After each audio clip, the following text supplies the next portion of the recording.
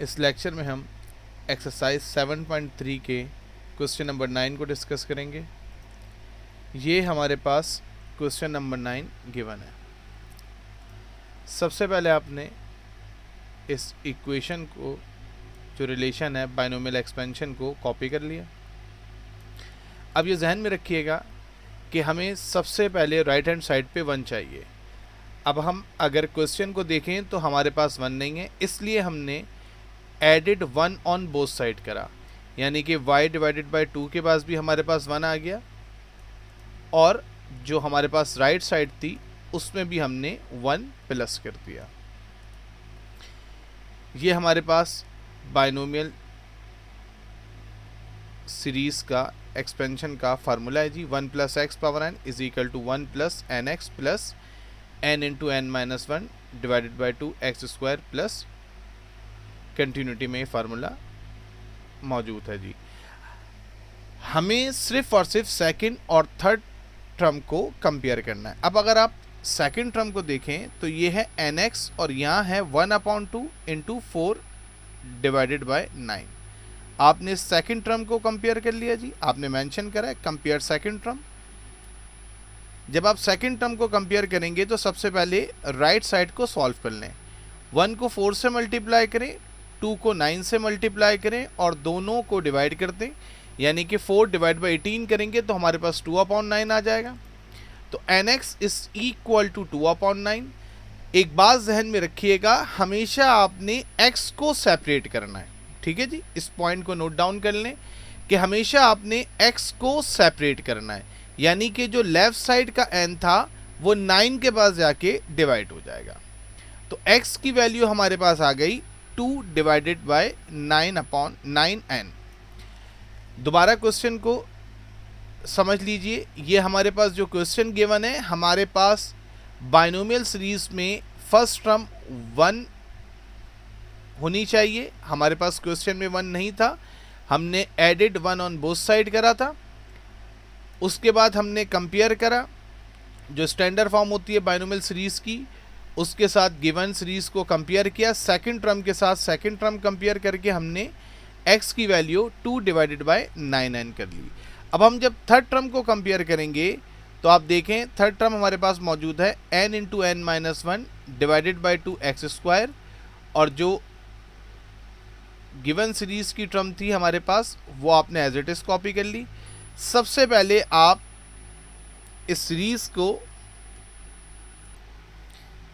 आपने right hand side को solve करा। और से देख लें जी, 1 को 3 से मल्टीप्लाई करेंगे, फिर 4 के स्क्वायर 16 से मल्टीप्लाई करेंगे, यानी कि न्यूमरेटर में आप लिखेंगे 1 multiply by 3 multiply by 16 divided by 2 का square 4 divided bye 2 factorial 2 divided bye 9 का स्क्वायर 81।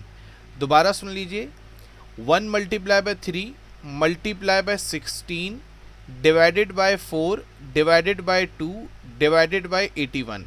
तो आपके पास आंसर आ गया 2 डिवाइडेड बाय 27।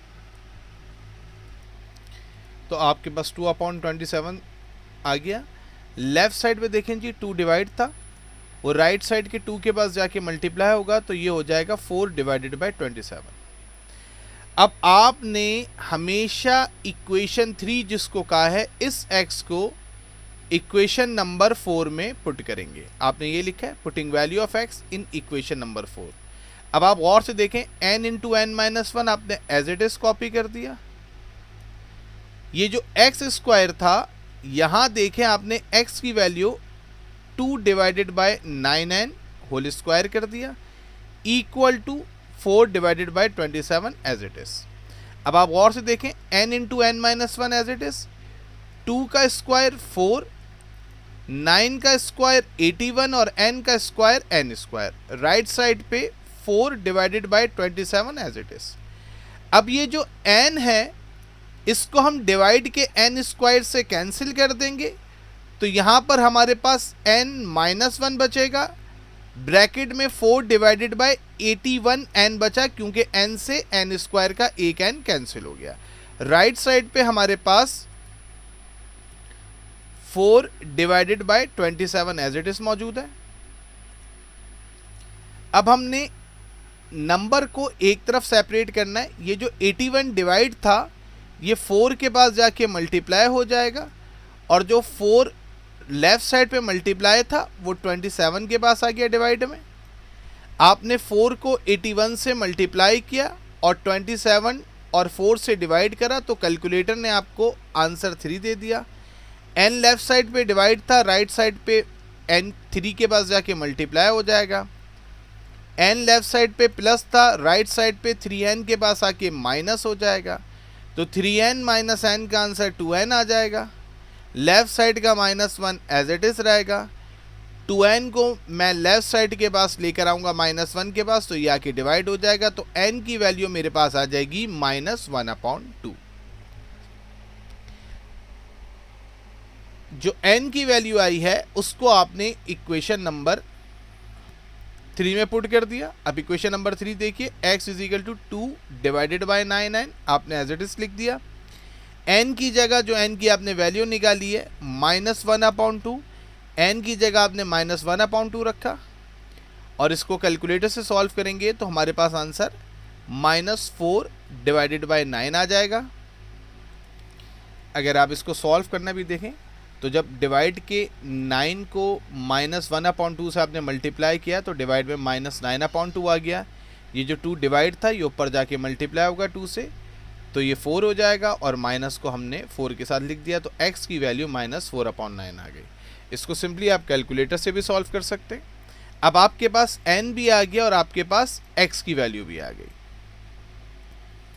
अब आपने क्वेश्चन में एक रिलेशन प्रूफ करना है, तो अब हम क्या करेंगे, अब हम लेफ्ट साइड जो है हमारे पास y डिवाइडेड बाय 2 + 1, और जो स्टैंडर्ड फॉर्म है बाइनोमियल सीरीज का 1 + x पावर n, यानी कि दोनों गिवन सीरीज और स्टैंडर्ड फॉर्म जो है बाइनोमियल का, इन दोनों सीरीज की हम लेफ्ट हैंड साइड को कंपेयर करेंगे। y डिवाइडेड बाय 2 + 1 को अब हम कंपेयर करेंगे 1 + x पावर n से। यहाँ आपने मेंशन कर दिया, compare left hand side of equation 1 and 2, y divided by 2 + 1 = 1 + x power n। अब आप जब एलसीएम लेंगे लेफ्ट साइड पे, तो ये जो 2 है ये 1 के पास जाके मल्टीप्लाई होगा, तो y + 2 डिवाइडेड बाय 2 आ जाएगा। अब x की वैल्यू आपने -4/9 निकाली थी, वो आपने मेंशन की। n की वैल्यू -1/2 थी, वो आपने मेंशन कर दी। 1 -4/9 का आंसर 5/9 आता है सिंपल एलसीएम के जरिए, -1/2 एज इट इज। अब याद रखिएगा, जब पावर पॉजिटिव करेंगे तो न्यूमरेटर डिनोमिनेटर को इंटरचेंज कर लेंगे, यानी कि 9/5, और पावर पॉजिटिव हो गई। दोबारा देख लीजिए जी, 5 डिवाइडेड बाय 9 की पावर -1/2 है, तो हमें पावर पॉजिटिव करने के लिए सिंपल क्या करना होगा, 5 डिवाइडेड बाय 9 को इंटरचेंज करके 9 डिवाइड बाय 5 लिख देंगे, तो पावर पॉजिटिव हाफ हो गई।